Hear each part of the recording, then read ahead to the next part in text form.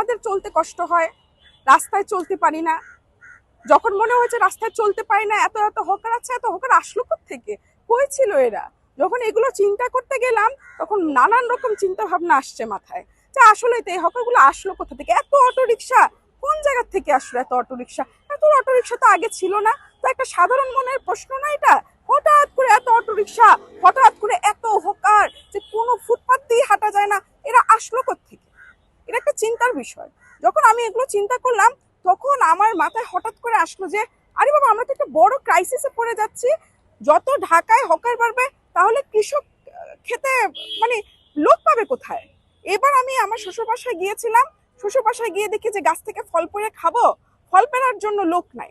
তো যে লোকটা আমাদের রেগুলারলি ফল পারে, ওকে দেখলাম যে ওই ছেলেটা হচ্ছে অনেক জ্বর আক্রান্ত, কিন্তু ওই ছেলেটার বাদে আর আরেকজন ছেলে খুঁজে পাওয়া গেল না পুরো গ্রামে, যে হচ্ছে আমাদেরকে গাছ থেকে একটু ফল পেড়ে দিবে। তো তখন ওই জিনিসটা মাথায় আসলো, আসলে তো তাহলে গ্রামের এই ছেলেগুলা কোথায় গেল? তখন আমার মাথায় আসছে যে আল্লাহ, সব তো তাহলে ঢাকায় চলে আসতেছে। তাহলে এইভাবে করতে থাকলে তো কয়েকদিন পরে দেশে আর কৃষকই পাবো না আমরা।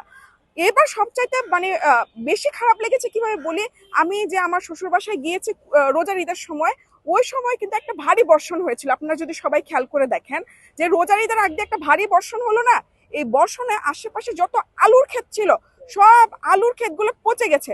মানে হচ্ছে ঈদ আর নামাজের সময় যে এমন বিশ্রী পচা গন্ধ, যে আপনার ঈদগার ওই পাশ দিয়ে যাওয়াই যায় না। যেহেতু আমি ঢাকার মেয়ে, আমি তো অত ভালো বুঝি না। তা আমি ওদেরকে জিজ্ঞেস করছি যে এত বৃষ্টি গন্ধ কিসের? পরে বললো কি যে আলু সব হয়ে গেছে, আলু উঠানোর কথা, কিন্তু আলু তো আমাদের এখন এত লেবার নাই যে একসাথে এত আলু তাড়াতাড়ি উঠানো যাবে।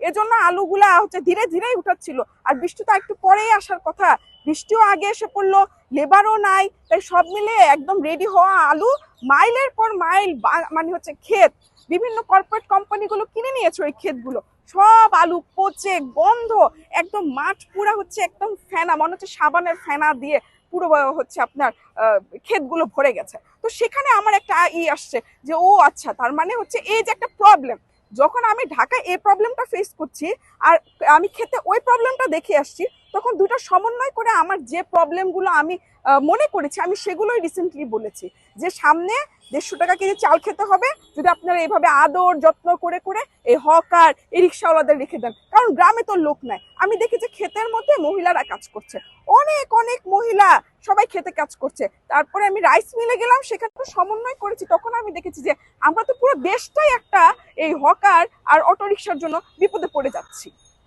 আপনার কি মনে হয় সব রিক্সাওয়ালা বা সব হকাররা কৃষক? হ্যাঁ, অবশ্যই তারা মাইগ্রেট হয়ে এখানে এসেছে। কারণ না হলে আপনি বলেন না, আপনি নিশ্চয়ই ঢাকায় নতুন আসেননি, বেশ কিছুদিন যাবতীয় আপনি এখানে কাজ করছেন। আপনি বলেন না 3 বছর আগে বা 4 বছর আগে ফুটপাতের এত দুর্দশা ছিল? ফুটপাতের একটা পাশ কিন্তু সবসময় এরকম ব্লক থাকতো, কিন্তু ফুটপাত, তারপরে ও ডান পাশ, তারপর বাম পাশ, তারপরে রাস্তা।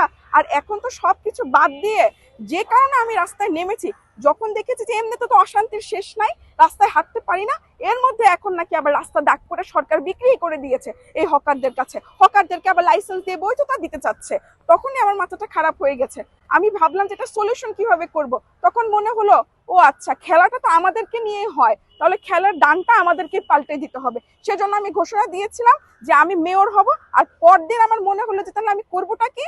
তখন মনে হলো যে প্রোটেস্টটাও আমাকেই করতে হবে। তাই প্রোটেস্টের জন্য আমার নিজে একটা ব্যানার নিয়ে আমি নিজে দাঁড়িয়ে গেছি। অনেকে বলছে যে আপনি ভাইরাল হয়ে মেয়র হবেন।